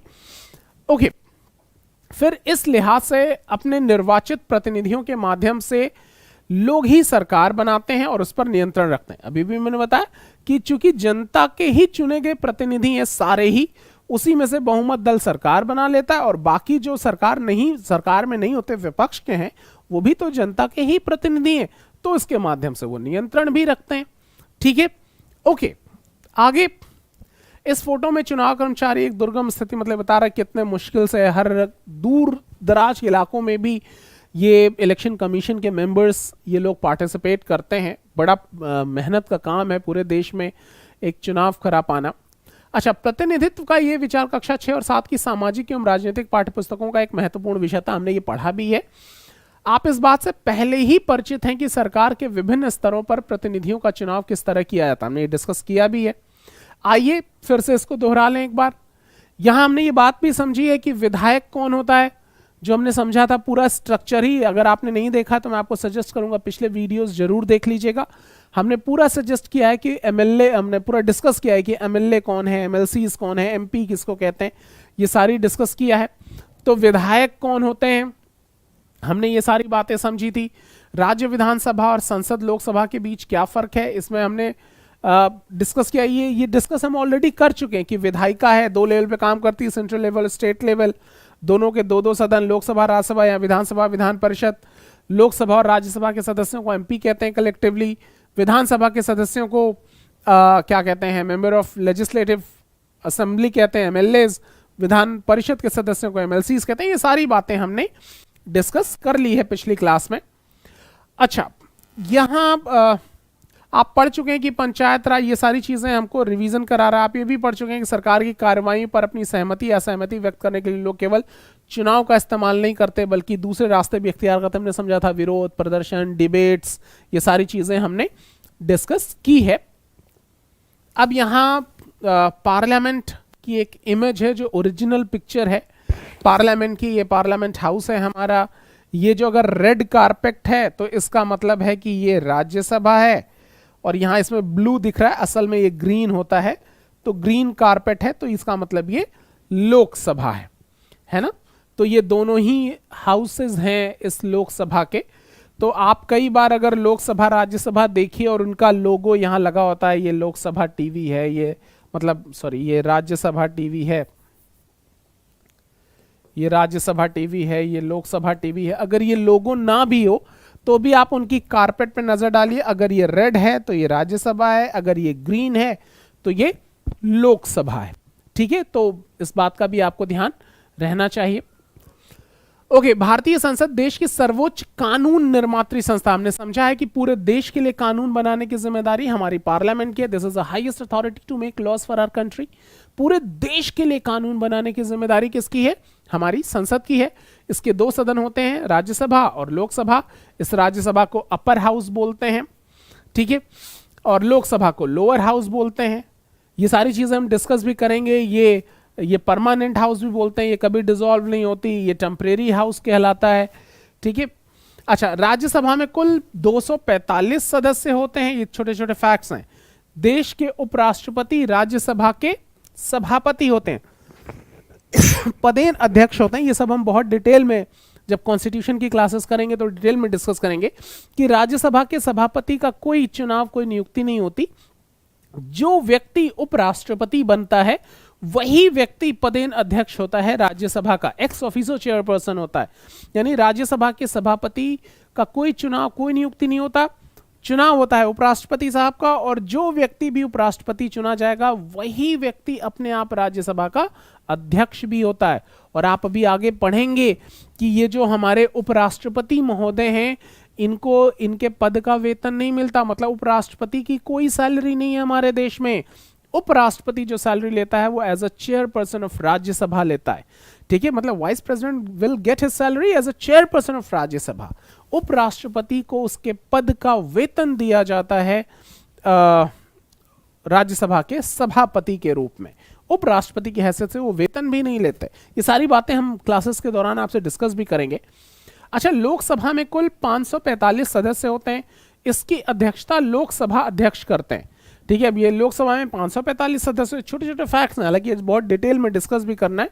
और इसकी अध्यक्षता लोकसभा अध्यक्ष करते हैं। ये सारी चीजें भी कॉन्स्टिट्यूशन में बहुत डिटेल में डिस्कस की जाती हैं कि कौन चुनता है, कितना कार्यकाल होता है, क्या वेतन, किसको इस्तीफा, क्या अधिकार, ये सारी चीजें आपसे डिटेल में डिस्कस करेंगे। अभी मोटे तौर पे आपने क्या समझा कि ये क्या कह रहा है कि हमारी जो पार्लियामेंट है इसके दो हाउसेस हैं, एक लोकसभा और एक राज्यसभा। ये राज्यसभा, लोकसभा में 545 सदस्य हैं अभी, और इसमें 245 सदस्य हैं, ये बता रहा है। फिर ये कह रहा है कि इनका जो अध्यक्षता है वो स्पीकर करते हैं, लोकसभा अध्यक्ष, और इनका अध्यक्ष को चेयरपर्सन बोलते हैं, जो कि वाइस प्रेसिडेंट साहब हैं, उपराष्ट्रपति महोदय हैं। ये बात ये अभी यहां बता रहा है। ओके, अब संसद की भूमिका क्या है, ठीक है, इसका पार्लियामेंट का क्या रोल है, ये थोड़ा सा समझने की आवश्यकता है। आजादी के बाद गठित की गई भारतीय संसद लोकतंत्र के सिद्धांतों में भारतीय जनता की आस्था का प्रतीक है। ये देखिए, ये छोटी छोटी लाइनें बहुत महत्वपूर्ण है। लोकतंत्र, आपको ये हैबिट डाल लेनी है कि कीवर्ड्स पकड़ना है, खास करके जब आप मेंस एग्जाम्स देंगे बहुत मदद मिलेगी आपको, क्योंकि आंसर आपका अकॉर्डिंग टू द क्वेश्चन होगा ही तब जब आप कीवर्ड्स पर फोकस करेंगे। तो लोकतंत्र के सिद्धांतों का प्रतीक कैसे है, क्योंकि ये जनता की इन्वॉल्वमेंट को इंश्योर करता है बाय देयर रिप्रेजेंटेटिव्स। चूंकि देश की जनता अपने प्रतिनिधियों को चुनकर संसद में ही भेजती है, तो जनता की सहभागिता के माध्यम से जनता अपना इन्वॉल्व करती है, अपनी सहभागिता को प्रदर्शित करती है, ठीक है। अच्छा, ये सिद्धांत है निर्णय प्रक्रिया में जनता की हिस्सेदारी, आपने समझ लिया। सहमति पर आधारित शासन, हमारी व्यवस्था में संसद के पास संपूर्ण महत्वपूर्ण शक्तियां हैं, क्योंकि ये जनता का प्रतिनिधित्व करती है। लोकसभा के लिए भी उसी तरह चुनाव होते हैं जिस तरह राज्य विधानसभा के लिए चुनाव होते हैं, ठीक है। आमतौर पर लोकसभा के लिए हर 5 साल में चुनाव कराए जाते हैं, जैसा कि परिसंख्या, अच्छा ठीक है। देश को बहुत सारे निर्वाचन क्षेत्रों में बांटा गया है। प्रत्येक निर्वाचन क्षेत्र से एक व्यक्ति को संसद में भेजा जाता है। चुनाव लड़ने वाले उम्मीदवार आमतौर पर विभिन्न राजनीतिक दलों से होते हैं। यानी जो पूरा देश है हमारा, ये अलग अलग कॉन्स्टिट्यूएंसीज में बटा हुआ रहता है, अलग अलग चुनाव क्षेत्र है। अभी ये एक चुनाव क्षेत्र है, ये दूसरा है, तो अलग अलग कॉन्स्टिट्यूएंसी से, अलग अलग चुनाव क्षेत्रों से जनता अपने अपने कॉन्स्टिट्यूएंसी से किसी प्रतिनिधि को चुनती है और वो संसद में भेजती है, ठीक है। ओके, बगल में दी गई तालिका के आधार पर, चलिए एक्सरसाइज है, नीचे दी गई, ठीक है। अब यहाँ बाकायदा ये ऑप्शन दिया हुआ है क्या और कौन से राजनीतिक दल हैं और निर्वाचित सदस्यों की संख्या कितनी है, ये कैसे एक लिस्ट दे दी गई है। ठीक है, आपको अभी चूंकि ये बहुत महत्वपूर्ण नहीं है, ये तो बदलती रहती है हर 5 साल पे, अभी मोटिव ये है कि आपको स्ट्रक्चर समझ में आ जाए। ओके, अब यहां आप आ जाइए, राष्ट्रीय सरकार का चुनाव करना। अब ये क्या है? भारतीय संसद में राष्ट्रपति और 2 सदन। मैंने आपको बताया कि आपको ये हैबिट डाल लेनी है कि जब भी आपके दिमाग में आए संसद, जब भी कान में पड़े संसद, तो आप समझ लीजिएगा कि संसद का मतलब राष्ट्रपति और लोकसभा, राज्यसभा, इन तीनों से मिलकर ही हमारी संसद बनती है। ये आपको एकदम अभ्यास कर लेना है, इस बात का बहुत मदद मिलेगी अभी आपके तमाम सारे प्रश्नों को सॉल्व करने में। तो ये वही बात कह रहा है कि भारतीय संसद में राष्ट्रपति और उसके 2 सदन होते हैं। 2 सदन का मतलब लोकसभा और राज्यसभा की बात ये कर रहे हैं। राज्यसभा और लोकसभा देखिए बता भी दिया। लोकसभा चुनाव के बाद सांसदों की एक सूची बनाई जाती है। इसमें पता चलता है कि किस राजनीतिक दल के कितने सांसद हैं। यदि कोई राजनीतिक दल अलग अलग दल सरकार बनाना चाहता है तो उसे निर्वाचित सांसदों में बहुमत प्राप्त करना होगा। यानी मान लीजिए लोकसभा में ये बहुत सारे लोग, ये जो 545 लोग चुनकर आए, ये ऐसे एक लिस्ट हो जाती है। अब ये देखा जाता है कि कितने दल के लोगों ने भाग लिया। मान लीजिए एक एग्जाम्पल के रूप में हम समझें, मान लीजिए 4 लोग कि ये ए है, ये बी पार्टी है, ये सी पार्टी और ये डी पार्टी, ये 4 दलों के लोग हैं। तो अब देखा जाएगा कि सबसे ज्यादा कौन से लोग हैं। अब पता चलता कि टोटल 545 हैं, इसमें से मैक्सिमम, इसमें मान लीजिए कि 300 ए हैं, ठीक है, इसमें 45 बी हैं, इसमें से 40 सी हैं, 50 इस तरीके से, 60 इस तरीके से बंटवारा हो गया। तो देखा जाएगा सबसे ज्यादा किसका है, तो ए पार्टी के लोग 300 हैं। अब ये सरकार बनाएंगे, ठीक है। इस तरीके से बंटवारा होता है कि अब ये सरकार बनाएंगे, बाकी लोग भी संसद के सदस्य हैं तो ये विपक्ष के रूप में अपनी भूमिका स्पष्ट करेंगे इस तरीके से। या मान लीजिए किसी एक को स्पष्ट नहीं मिला, इनको भी सबको ऐसे 50-50 करके मिला हुआ है, तो पता चला कि ए बी सी मिलकर सरकार बना लेंगे, जिसको आप गठबंधन की सरकार कहते हैं। तो यही बात ये यहां पर कह रहे हैं। फिर चूंकि लोकसभा में कुल 543, अभी 545 के अर्थ है, अभी ये 43 क्यों है? आपको मालूम है कि 2 लोग एंग्लो इंडियन, हालांकि 2019 में से इसको समाप्त किए जाने की व्यवस्था हो गई है, सब संविधान पढ़ते वक्त बहुत डिटेल में समझेंगे। तो 2 एंग्लो इंडियन समुदाय के लोग हुआ करते थे, जिसमें राष्ट्रपति को अगर ये लगता था कि एंग्लो इंडियन समुदाय के लोगों का रिप्रेजेंटेशन लोकसभा में नहीं है, तो किन्हीं 2 लोगों को इस समुदाय से राष्ट्रपति लोकसभा में नियुक्त कर सकते थे। इसीलिए उन 2 लोगों को जोड़कर 545 संख्या हो जाती। उन 2 लोगों को माइनस कर दीजिए तो 543 लोग, ये जनता के द्वारा चुने गए प्रतिनिधि, ठीक है। तो इसलिए वास्तविक संख्या 543 है। इस सब चीजों को हम बहुत डिटेल में हम यहां समझेंगे आगे अभी। ओके, अब आ जाइए, इसलिए बहुमत हासिल करने के लिए अब यहां यह समझा रहा है बहुमत का मतलब कि बहुमत हासिल करने के लिए लोकसभा में किसी भी दल के पास कम से कम 272 सदस्य होने चाहिए, यानी 50% और +1।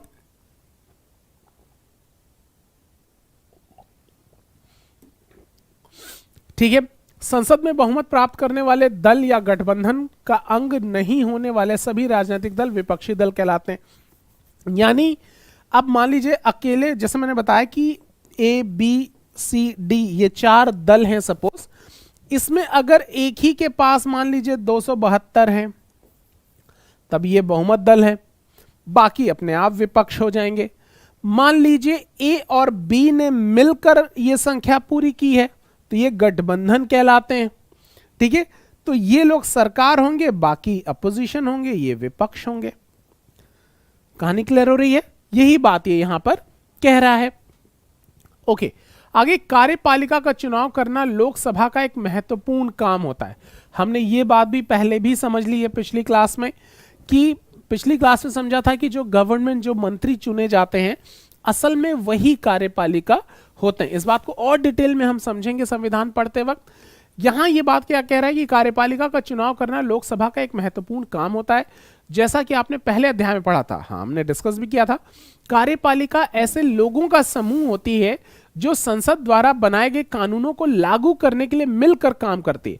हमने समझा भी है कि विधायिका का काम है कानून बनाना और इसको लागू कराने की जिम्मेदारी एग्जीक्यूटिव बॉडी की होती है, कार्यपालिका की होती है।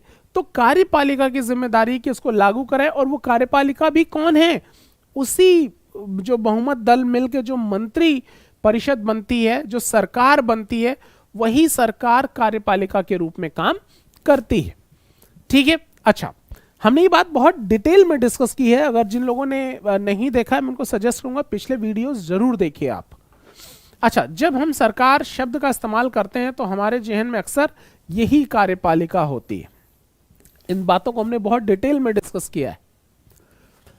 भारत का प्रधानमंत्री लोकसभा में सत्ताधारी दल का मुखिया होता है। हमने ये भी बात समझी है कि प्रधानमंत्री की नियुक्ति होती है, हमारे देश में कोई चुनाव नहीं होता। इस बात को हमने बहुत डिटेल में डिस्कस किया है कि प्रधानमंत्री की नियुक्ति होती है। नियुक्ति कौन करता है? राष्ट्रपति महोदय करते हैं। और किसको नियुक्त कर देते हैं? जो बहुमत दल का नेता होगा। हमने ये सारी बात बहुत डिटेल में डिस्कस की है पिछले वीडियोज में। यहां भी यही कह रहा है कि भारत का जो प्रधानमंत्री है, ठीक है, कौन से आर्टिकल में इनका जिक्र है? ये सारी बातें, खैर अलग अलग चीजें, सारी बातें कहीं ना कहीं किसी न किसी आर्टिकल में लिखी गई हैं। तो प्रधानमंत्री लोकसभा में सत्ताधारी दल का मुखिया होता है। प्रधानमंत्री अपने दल के सांसदों में से मंत्रियों का चुनाव करता है, मतलब नियुक्त उसकी राष्ट्रपति करते हैं। ये सब आप डिटेल में पढ़ेंगे। किसी भी मंत्री की नियुक्ति राष्ट्रपति ही करते हैं, लेकिन वो किसको मंत्री बना देंगे? जिसको प्रधानमंत्री कहेगा। तो अप्रत्यक्ष रूप से प्रधानमंत्री ही डिसाइड करता है कि कौन सा व्यक्ति, कौन सा सांसद मंत्री बनेगा। ठीक है, ये मंत्री, स्वास्थ्य मंत्री, शिक्षा, वित्त, ये पूरा हम पढ़ेंगे इसको संविधान पढ़ते हुए कि हमारा एक पूरा क्या कहते हैं, council of minister, council of ministers होती है, जिसको आप मंत्री परिषद कहते हैं। और इसी मंत्री परिषद में कैबिनेट होती है, जिसको आप मंत्रिमंडल बोलते हैं। मंत्रिमंडल, इसी में राज्य मंत्री होते हैं, स्टेट मिनिस्टर्स, जो इन्हीं कैबिनेट मिनिस्टर्स की मदद करते हैं। इसी में उप मंत्री, डेप्यूटी मिनिस्टर्स भी होते हैं। ये तीनों से मिलकर ही काउंसिल ऑफ मिनिस्टर का निर्माण होता है, मंत्री परिषद का निर्माण होता है। प्रधानमंत्री भी इसी काउंसिल ऑफ मिनिस्टर का ही सदस्य होता है।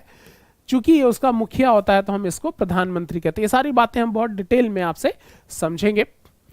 फिर ये कहता है, हाल के सालों में काफी बार किसी एक राजनीतिक दल को बहुमत नहीं मिल पाया, जो कि सरकार बनाने के लिए एकदम जरूरी है। ऐसी सूरत में कई राजनीतिक दल मिलकर एक गठबंधन सरकार बना लेते हैं और साझा मुद्दों पर काम करते हैं। हमने ये बात अभी भी समझी कि अगर ए के पास ही नहीं है, मान लीजिए ABCD 4 दल हैं, ए के पास नहीं है उतनी संख्या, तो वो दूसरे दल के साथ गठबंधन कर लेगा। ठीक है, एक मिल के सरकार वो बनाएगा। अच्छा, फिर आगे 15वीं लोकसभा के चुनाव के परिणाम, 2009 में एक पूरा एग्जाम्पल है उसी चीज को समझने के लिए। इस तालिका में 2009 में हुए 15वीं लोकसभा के चुनाव परिणाम दिखाए गए। इन चुनावों में इंडियन नेशनल बता रहा है कि कैसे किसको सरकार कैसे बनी। अब आइए, केंद्रीय सचिवालय की 2 मुख्य इमारतें हैं। आप कभी, अगर आप में से कोई दिल्ली में रहता हो और अगर राजभवन आप गए हो, नहीं तो पिक्चर तो यहाँ दी है, आप राजपथ से जैसे ही इंटर करते हैं राष्ट्रपति भवन की तरफ, तो वहीं पर है कि एक साउथ ब्लॉक है और दूसरा नॉर्थ ब्लॉक, मतलब ये राष्ट्रपति भवन है। ऐसे यहाँ बीच में से राजपथ है जिसमें परेड होती रहती है, आप देखते हैं। ठीक है, इसी पे परेड होती रहती है। यहाँ इंडिया गेट है, ऐसे आप पूरा इमेज से समझिए। तो जैसे ये रायसीना हिल प्रॉपर्टी राष्ट्रपति भवन की शुरुआत होती है, जैसे यहाँ से ये बिल्डिंग जा रहे हैं, तो ये एक तरफ नॉर्थ ब्लॉक है, एक तरफ साउथ ब्लॉक है। यहाँ तीनों सेनाओं के अध्यक्षों का ऑफिस होता है, फिर डिफेंस मिनिस्ट्री, फॉरेन मिनिस्ट्री, अलग अलग मंत्रालय। यहाँ कॉर्नर पे PMO है, प्राइम मिनिस्टर्स ऑफिस। ये इस तरीके से इसकी मैनेज किया गया है इसको। तो यही बता रहा है कि ये सेंट्रल सेक्रेटेरिएट है एक तरीके से। केंद्रीय सचिवालय की ये 2 मुख्य इमारतें हैं। इनमें से एक का नाम साउथ ब्लॉक और दूसरे का नाम नॉर्थ ब्लॉक है। इसका निर्माण 1930 के दशक में किया गया था। बाईं ओर साउथ ब्लॉक का चित्र है, जिसमें प्रधानमंत्री कार्यालय, जो मैंने बताया, सबसे कॉर्नर पे। ठीक है, रक्षा मंत्रालय और विदेश मंत्रालय के दफ्तर हैं। दाईं ओर नॉर्थ ब्लॉक है, जहां वित्त मंत्रालय और गृह मंत्रालय स्थित है।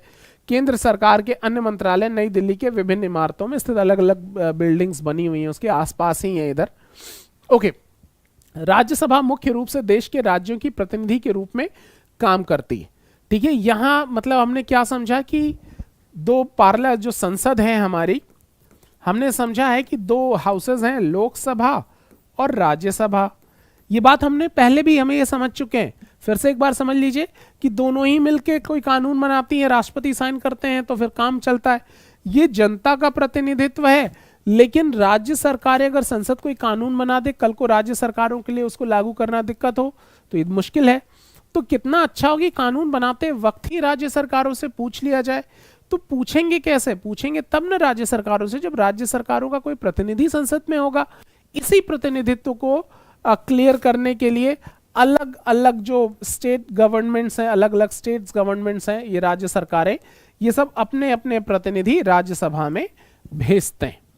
ठीक है, तो इस तरीके का स्ट्रक्चर है। यही बात ही कह रहा है कि राज्यसभा मुख्य रूप से देश के राज्यों के प्रतिनिधि के रूप में काम करती है।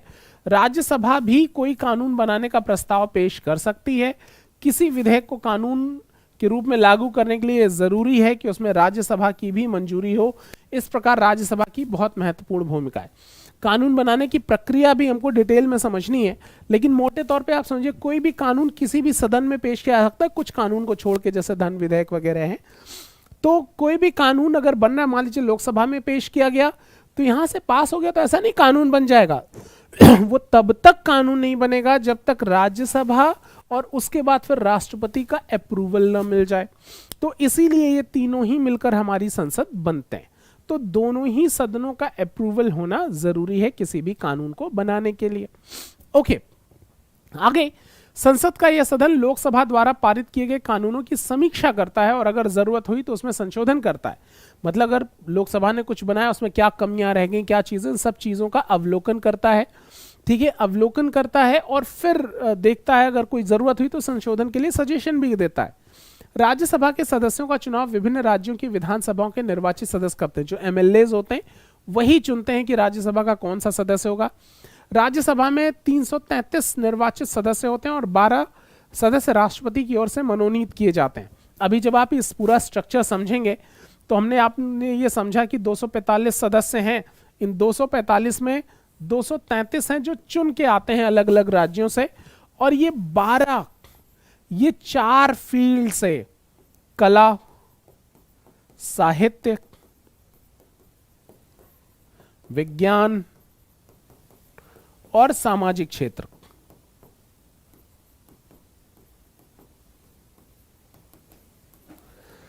Art, literature, science and social services के ग्राउंड पर ये 4 फील्ड से किन्हीं 12 लोगों को राष्ट्रपति राज्यसभा में मनोनीत कर देता है। क्यों कर देता है? क्योंकि चूंकि संसद का काम है कानून बनाना, हर विषय पर कानून बनाना है। तो जब भी मान लीजिए कला से संबंधित कोई कानून बनाना हो तो इसका कोई विशेषज्ञ ही समझ पाएगा कि उसमें क्या चीजें रिक्वायर्ड हैं। तो कानून बनाते वक्त उन लोगों की भी सहभागिता हो सके। अब ये लोग ऐसे लोग हैं जो चुनाव जीत कर आ पाना बड़ा मुश्किल है, तो इसीलिए राष्ट्रपति के पास ये अधिकार है कि इन 4 फील्ड से, कला, विज्ञान, साहित्य और सामाजिक क्षेत्र, ठीक है, तो इन 4 क्षेत्रों से किन्हीं 12 लोगों को राष्ट्रपति राज्यसभा में नियुक्त कर सकता है। फिर सरकार को नियंत्रित करना, अच्छा और क्या काम है इसका? संसद का सरकार को नियंत्रित करना, मार्गदर्शन देना और जानकारी देना। जब संसद का सत्र चल रहा होता है तो उसमें सबसे पहले प्रश्नकाल होता है। प्रश्नकाल एक महत्वपूर्ण व्यवस्था है। इसके माध्यम से सांसद सरकारों के कामकाज के बारे में जानकारियां हासिल करते हैं। इसके जरिए संसद कार्यपालिका को नियंत्रित करती है। सवालों के माध्यम से सरकार को उसकी खामियों के प्रति आगाह किया जाता है। बहुत बढ़िया।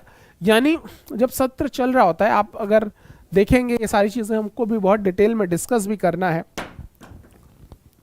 तो जो मान लीजिए 11 बजे से 12 बजे तक की बैठक है, 12 से 1, इस तरीके से 1 से 2, इस तरीके से शाम के 6 बजे तक की बैठकें चलती। तो जनरली ये जो पहला घंटा होता है, ठीक है, इसी को प्रश्नकाल कहते हैं। इसमें सदस्य अपने अपने प्रश्न पूछते हैं और मंत्री उसका जवाब देते हैं। तो प्रश्नों के माध्यम से मंत्रियों का भी उत्तरदायित्व तय हो जाता है। अब मान लीजिए जैसे हमारी क्लासेस होती हैं, इन क्लासेस में जब आपको प्रश्न पूछने का मौका मिले कि साहब हम ये डिसाइड कर लिए कि अगले 15 लास्ट के 15 मिनट आप सारे सवाल पूछेंगे, तो आपके सवाल आप तो पता नहीं क्या सवाल पूछ लें, तो आपके सवालों का जवाब देने के लिए हम शिक्षकों को, हम टीचर्स को तैयार होकर आना पड़ता है। तो हम अपने सब्जेक्ट को ज़्यादा डिटेल में पढ़ते हैं ताकि आपके चाहे जैसे भी क्वेश्चन हो हम उसको आंसर कर पाएं। तो हम जितने अच्छे तैयार होंगे हम अपने स्टूडेंट्स के साथ उतना ही बेहतर कर पाएंगे।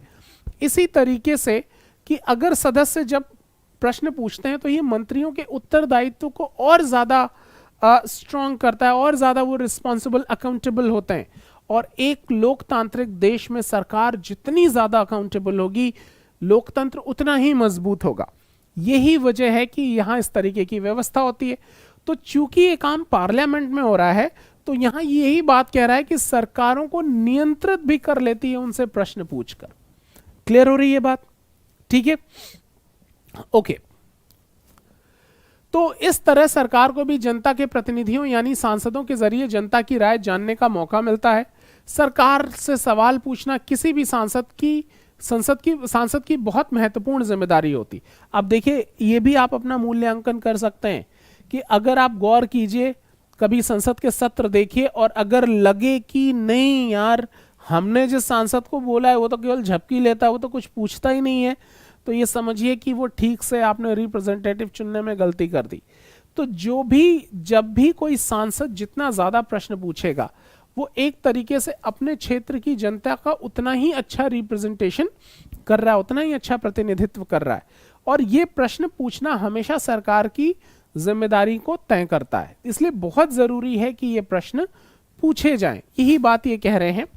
लोकतंत्र स्वस्थ संचालन में विपक्षी दल एक अहम भूमिका निभाते हैं। ये हमने पहले भी डिस्कस किया है। हमारे जो देश के पुराने स्कॉलर्स हैं वो भी कहते हैं निंदक नियरे राखिए, ठीक है, जो आपकी आलोचना कर सके, जो आपकी कमी बता सके, वो बहुत महत्वपूर्ण है। वो आपके अंदर पॉसिबिलिटीज क्रिएट कर रहे हैं, आपकी कमियों को हाईलाइट करके कि इनको दूर करिए और फिर आप आगे बढ़ जाइए। तो जो विपक्ष का रोल है वो भी बहुत महत्वपूर्ण है, ठीक है।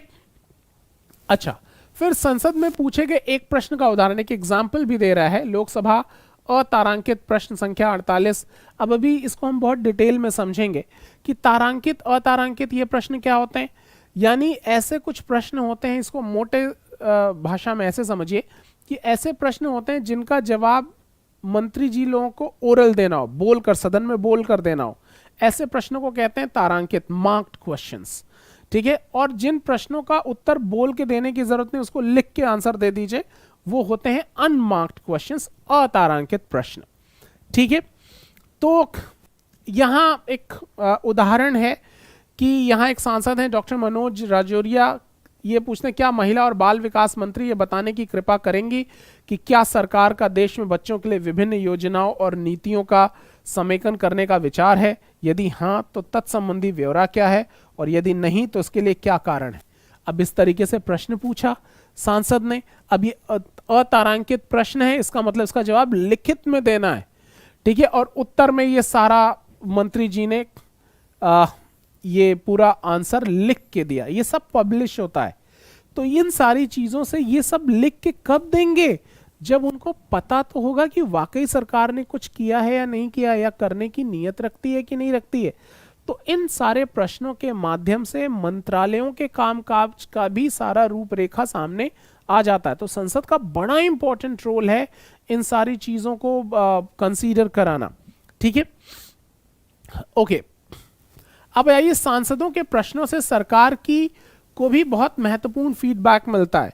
इसके चलते मतलब जो प्रश्न पूछे आते हैं, देखिए जब आप विद्यार्थी हमसे प्रश्न पूछते हैं तो हम आपके प्रश्नों से अंदाजा भी लगा लेते हैं कि कौन सा एरिया है जहां से आपको ज्यादा दिक्कत हो रही है। तो जब हम उस टॉपिक को डिस्कस करते हैं तो थोड़ा और एलिबोरेट कर देते हैं। हम ये समझ पाते हैं कि आपकी दिक्कत कहाँ हो रही है, क्या कंटेंट समझने में हो रही है या भाषा की प्रॉब्लम है। तो जब आपसे हम लगातार संवाद करते हैं तो इस संवाद से ही आपकी सारी चीजें समझ में आती। जैसे आपके कमेंट्स वगैरह हैं, ये हमको बताते हैं कि किस तरीके से आप क्लासेस को ले रहे हैं, कई सारे आप आपस में ही बात करने में लगे रहते हैं, तो हम समझ जाते हैं कि चलो ये वो बच्चे हैं जिनका बहुत इनसे लेना देना नहीं है। बहुत सारे बच्चे बहुत ध्यान से सुने और अपने प्रश्न को अंत में ज़रूर करते हैं या कमेंट के माध्यम से अपनी अपनी बातें पहुंचाते हैं। कोई कहता है क्वेश्चन डिस्कस कीजिए, कोई कहता है कुछ प्रीलिम्स के, कुछ मेंस के, ये सारे आपके कमेंट्स आए हुए हैं। तो हमको अंदाज़ा लग जाता है कि नहीं साहब, ये साहब बहुत इंटरेस्टेड नहीं है इसको चीज़ों को समझने में। बहुत सारे लोग बहुत इंटरेस्टेड हैं, वो सारे फिजूल के उसमें पढ़ते भी नहीं और सारी चीज़ों पे ध्यान देते हैं। तो यही कह रहा है कि जिस तरीके से ये प्रश्न पूछे जाते हैं, तो जब ज़्यादातर प्रश्न किसी एक मुद्दे से, सरकारों की जिम्मेदारी तय हो, लेकिन सरकारों को भी समझ में आना शुरू हो जाता है कि उनको किन मुद्दों पर ज़्यादा ध्यान देने की आवश्यकता है। ठीक है, अब यहाँ एक एक्सरसाइज है छोटी। अब यहाँ चीज़ें, तीसरा काम क्या है? कानून बनाना। संसद का जो तीसरा काम क्या है? वो कानून बनाना। कानून बनाना संसद का एक महत्वपूर्ण काम है। इसके बारे में हम आपसे अगले अध्याय में डिस्कस करेंगे कि what will be the procedure to make laws. इसको अगले टॉपिक में हम पढ़ेंगे, अगले चैप्टर में। फिर ये कह रहा है संसद में कौन कौन लोग होते हैं। तो संसद में विभिन्न पृष्ठभूमि वाले लोगों की संख्या बढ़ती जा रही। उदाहरण के लिए अब ग्रामीण पृष्ठभूमि वाले सदस्यों की संख्या पहले से ज्यादा है। बहुत सारे क्षेत्रीय दलों के सदस्य भी अब बढ़ गए। जिन समूहों और तबकों का अब तक संसद में कोई प्रतिनिधित्व नहीं था, वो भी अब चुनाव जीत कर आने लगे हैं। जाहिर सी बात है, पिछले कुछ वर्षों में ये बहुत महत्वपूर्ण चीज रही है। आप देखिए, लोकल पार्टीज, कई सारी नई नई पार्टीज बनी हैं, अलग अलग समुदायों के लोगों का रिप्रेजेंटेशन बढ़ा है।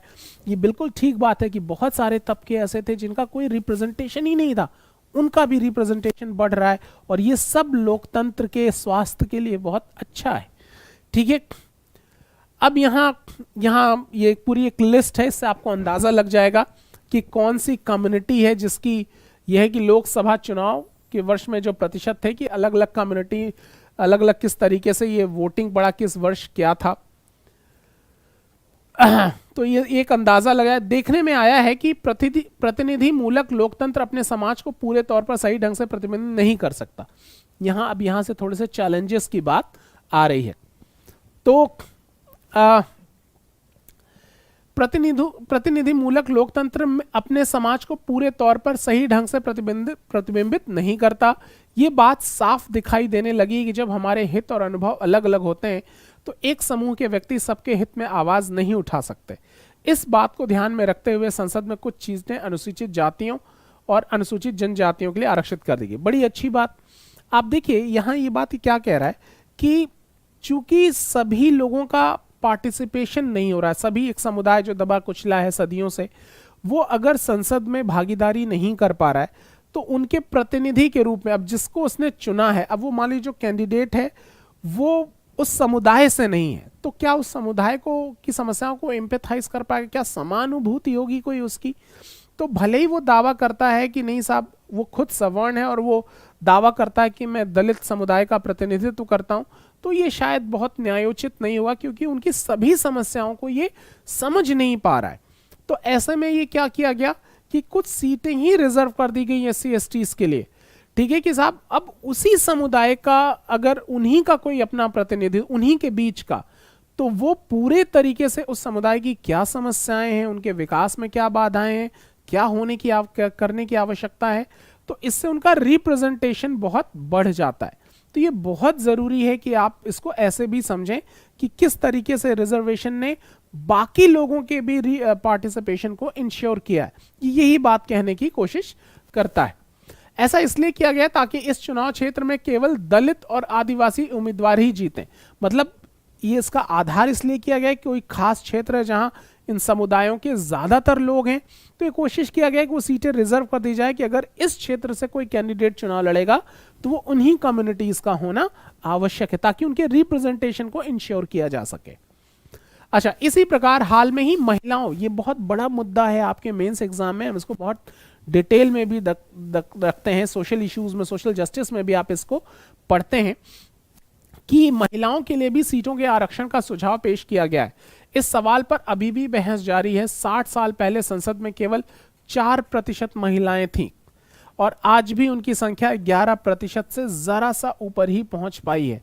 जब आप इस बात पर ध्यान देने देते हैं कि आधी आबादी औरतों की, और यह साफ हो जाता है कि संसद में उन्हें बहुमत बहुत कम जगह मिल रही। तो जाहिर सी बात है, आप देखिए तमाम सारे मुद्दों पे, खास करके जो महिलाओं के हितों से जुड़े हुए मुद्दे होते हैं, जैसे रेप वगैरह पे कानून बनना, तो कई बार चूंकि महिलाओं की संख्या कम है तो कई बार पार्टी हित और वो सारी चीजें सामने आ जाती। अगर संख्या इनकी ज्यादा हो, महिलाओं के हितों की बात महिलाएं ज्यादा बेहतर कर सकती, तो इस पर भी विचार बन रहा है, ये डिस्कशन चल भी रहा है कि क्यों ना जो कुछ सीटें हैं वो रिजर्व कर दी जाए महिलाओं के लिए, कि इतने प्रतिशत सीटें तो महिलाओं की होनी चाहिए। इन सारे मुद्दों पे डिस्कशन है, तमाम सारे इफ्स एंड बट्स हैं, ये मुद्दा ही बहुत अलग है। लेकिन यहां जो बात की जा रही है वो यही, आपका ध्यान किस तरफ खींचने की जरूरत है कि लोकतंत्र तभी प्रभावी होगा जब सभी समुदायों का रिप्रेजेंटेशन इस व्यवस्था में हो सके। ठीक है, तो इस बात को समझना बहुत जरूरी है। ओके, इसी तरीके के मुद्दों की वजह से आज हमारा देश कुछ मुश्किल और अनसुलझे सवालों से जूझ रहा है। क्योंकि सभी समुदायों का उस तरीके की रिप्रेजेंटेशन नहीं हुआ, इसलिए कई सारे चैलेंजेस आज भी बने हुए हैं। क्या हमारी लोकतांत्रिक व्यवस्था वाकई प्रातिनिधिक है या नहीं? अब देखिए यहां से प्रश्न आ गया, जब आप लोकतंत्र की चुनौतियां डिस्कस करेंगे तो ये सारे पॉइंट्स बहुत काम के हैं कि आप लोकतांत्रिक होने का दावा तो देते नहीं, क्या वाकई सबका रिप्रेजेंटेशन है? अब यहां आपके डाटाज मदद करते हैं चीजों को समझने में। हम ऐसे सवाल पूछ सकते हैं और उनके जवाब ढूंढने की कोशिश कर रहे हैं। ये बात लोकतांत्रिक शासन व्यवस्था की ताकत और उसमें से भारत के लोगों की आस्था को बताती है। तो यहाँ कुछ महिला सांसद दिखाई दे रही हैं। तो ये सारी चीजें हैं जो आपको समझने की आवश्यकता है। इस टॉपिक में यही सारी चीजें थी जिस पर हमको बहुत डिटेल में डिस्कस करना था। कुछ शब्द संकलन है, इसको भी थोड़ा सा समझ लेते हैं। स्वीकृति, किसी चीज पर अपनी सहमति देना और उसके पक्ष में काम करना। स्वीकृति का मतलब ये नहीं केवल हाँ ठीक है आप एग्री हो गए, उसके पक्ष में काम भी कीजिए, कितनी अच्छी बात है। इस अध्याय में ये शब्द संसद के पास उपलब्ध औपचारिक सहमति निर्वाचित प्रतिनिधियों के माध्यम से और संसद में लोगों की आस्था बनाए रखने की जरूरत, दोनों संदर्भों में इस्तेमाल किया गया। स्वीकृति का मतलब एक चीज तो पहले तो ये अर्थ बताया कि स्वीकृति का मतलब क्या है, आप सहमत हो जाइए और उसके पक्ष में काम भी कीजिए, तब पता चले आप स्वीकृति आपने दे दी है। इसका इस्तेमाल क्यों किया गया कि जो भी निर्वाचित प्रतिनिधि जो चुनाव जीत कर गए हैं और वो लोग अपना मत इस्तेमाल कर पाए जनता के रिप्रेजेंटेटिव होने के नाते। तो स्वीकृति यानी जो भी नीति बने, जो भी कानून बने, उसमें न केवल उनकी सहभागिता हो, उनका स्वीकृति हो, उसके पक्ष में भी वो काम करें। अगला शब्द है गठबंधन। कई बार हमने इसको समझा है, कोलिजन गवर्नमेंट, गठबंधन सरकार। इसका मतलब समूहों या दलों के तत्कालिक गठजोड़ से होता है। हमने समझा भी है कि ये 4 A, B, C, D है और मान लीजिए किसी एक के पास बहुमत नहीं मिला। हमने समझा था कि कुछ सीटें चाहिए, मान लीजिए 272 सीटें चाहिए, तो अब वो किसी एक के पास नहीं है, तो पता चला A और B मिलके वो संख्या पूरी कर ले रहे। तो जब ये एक से अधिक राजनीतिक दल आपस में मिल जाते हैं तो उसी को गठबंधन कहते हैं। यही बात ये यहां कह रहा है। फिर अनसुलझे, अनसॉल्व्ड। इसका आशय ऐसी परिस्थितियों से जहां समस्याओं का कोई आसान समाधान उपलब्ध नहीं हो पा रहा है। जिस तरीके से अभी समझा कि हमने लोकतंत्र की बात की, लेकिन क्या सभी समुदायों का उसमें प्रतिनिधित्व हो पा रहा है? ये सब कुछ अनसॉल्व्ड अभी प्रॉब्लम्स हैं जिस पर अभी विचार किए जा रहे हैं, इस पे और ज्यादा शामिल किए जाने की जरूरत है। ठीक है, तो ये सारी चीजें थी जो आपको डिस्कस करनी थी। फिर उसके बाद कुछ एक्सरसाइज के क्वेश्चन है, एक बार जरूर देख लीजिएगा। अब यहां पे इस एनसीईआरटी को हमने पुस्तक के अकॉर्डिंग चीजें जो आवश्यक थी वो यहां पर समझी। ठीक है, तो चलिए मिलते हैं फिर आपसे अगली क्लास में। Thank you very much.